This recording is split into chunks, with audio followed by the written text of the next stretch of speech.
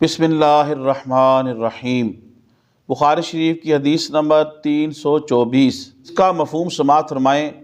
حضرت حفصہ رضی اللہ تعالی عنہا یہ نوجوان کنواری عورتوں کو عیدگاہ میں جانے سے منع کرتی تھی، تو ایک خاتون آئی جو قصر بنی خلف میں ٹھہری تھی۔ اس نے آ کے حضرت حفصہ رضی اللہ تعالی عنہا سے عرض کیا کہ میری بہن کا شوہر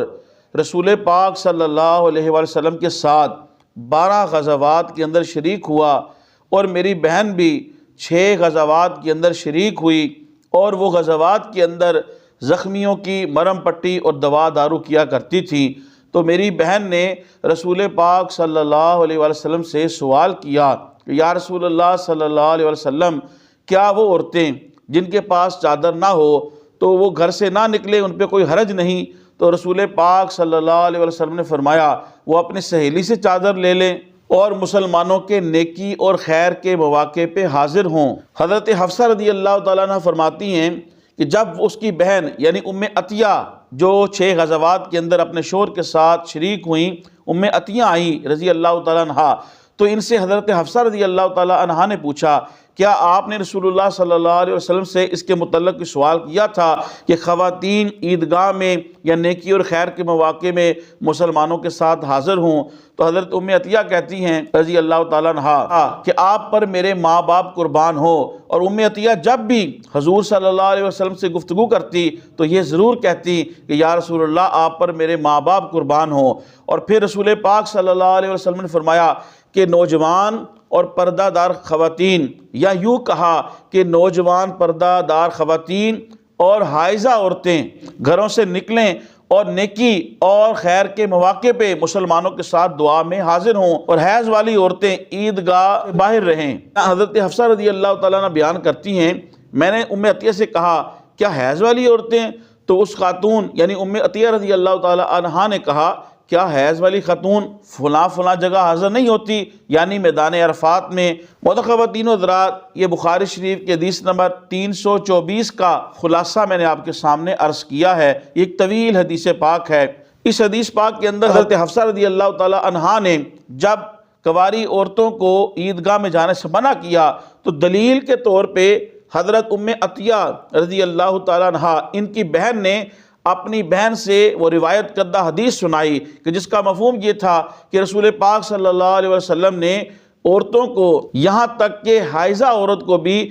مسلمانوں کے نیکی کے اجتماعات اور دعا اور خیر کی جمع میں حاضر ہونے کی اجازت دی تھی باپردہ ہو کے۔ لیکن محترم خواتین و حضرات، یہ رسول پاک صلی اللہ علیہ وسلم کے مبارک دور تک تھا۔ رسول پاک صلی اللہ علیہ وسلم کے ظاہری پردہ فرمانے کے بعد سیدنا عمر بن خطاب رضی اللہ تعالی عنہ آپ نے اسے منع فرما دیا تھا کہ خواتین مسلمانوں کے اجتماع کے اندر وہ حاضر نہ ہوں۔ شیخ الحدیث علامہ غلام رسول سعیدی صاحب رحمۃ اللہ علیہ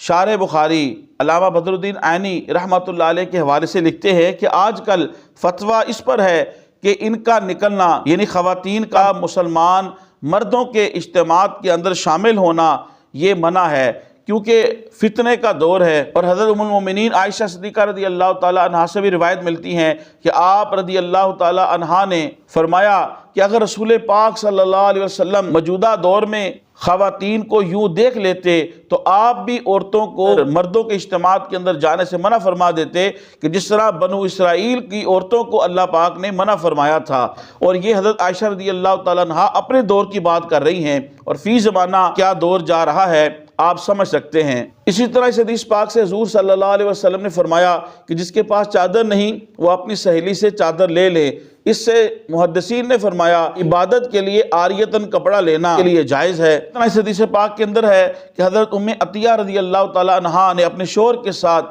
6 غزوات میں شرکت کی، اور یہ مسلمان مجاہدین جو زخمی ہو جاتے ان کی دوا دارو کرتی، ان کو مرہم پٹی کرتی۔ لیکن آج کے اس دور کے اندر چونکہ مرد حضرات کافی ہیں جو مرد کو اٹینڈ کر سکتے ہیں، لہذا عمومی حالات کے اندر خواتین کے لیے جائز نہیں کہ وہ غیر محرم کو مرہم پٹی وغیرہ کریں۔ لیکن ہنگامی صورتحال یا حادثاتی حالات کے اندر یا ایمرجنسی کے طور پہ اگر خواتین مرہم پٹی وغیرہ کریں تو یہ جائز ہے، لیکن یہ عذر کی صورتحال ہے۔ مرد حضرات وافر موجود ہوں تو مرد حضرات ہی اٹینڈ کریں اور خواتین کو خواتین ہی اٹینڈ کریں، تو یہی اسلام کا طریقہ کار ہے۔ لیکن فی زمانہ ہمارا نظام جو ہے وہ اسلام کے بالکل متصادم ہے، اور جس کی بے برکتی اور منفی نتائج جو ہیں وہ ہمیں معاشرے میں دیکھنے کے ملتے ہیں۔ اس حدیث پاک کے اندر کہا گیا کہ حیض والی عورتیں عیدگاہ سے باہر رہیں۔ محدثین نے فرمایا یہ مسجد کے حکم میں نہیں ہے، نہ عید کے دن نہ عید کے علاوہ۔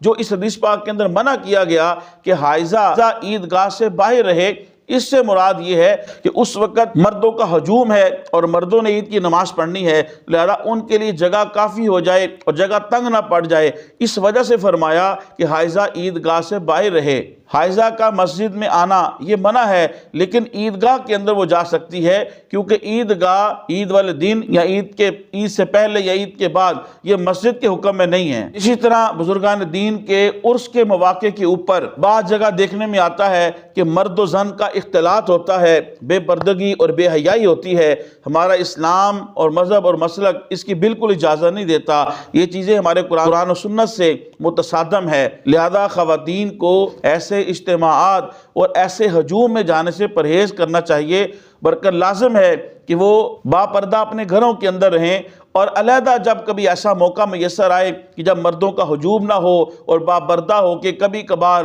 قبرستان یا بزرگان دین کے مزارات پہ چلی جائیں، تو اس طرح جائز ہے۔ اگر خواتین کا ایسا کوئی باپردہ بالکل علیحدہ منظم طریقے سے انتظام ہے تو اس کی گنجائش نکالی جا سکتی ہے، لیکن مردوں کا جہاں پہ ہجوم ہو اور ایسے اجتماعات کے اندر خواتین اگر اجتناب کریں تو اسی میں عافیت ہے۔ موجودہ فتنے کے دور کے اندر ہاں عورتوں کا ایک اجتماع ہے اور چار دیواری کے اندر ہے اور باپردہ ہے اور سب خواتین ہی ہیں، تو ایسی محافل کے اندر خواتین کو ضرور جانا چاہیے تاکہ وہ دین کو سیکھ سکیں۔ محترم خواتین و حضرات، تبلیغ دین کی نیت سے حدیث شریف کے اس درس کو زیادہ سے زیادہ لوگوں تک پہنچانے کے لیے میرے اس ویڈیو کو شیئر کریں۔ اللہ پاک آپ کو جزائے خیر دے۔ السلام علیکم ورحمۃ اللہ وبرکاتہ۔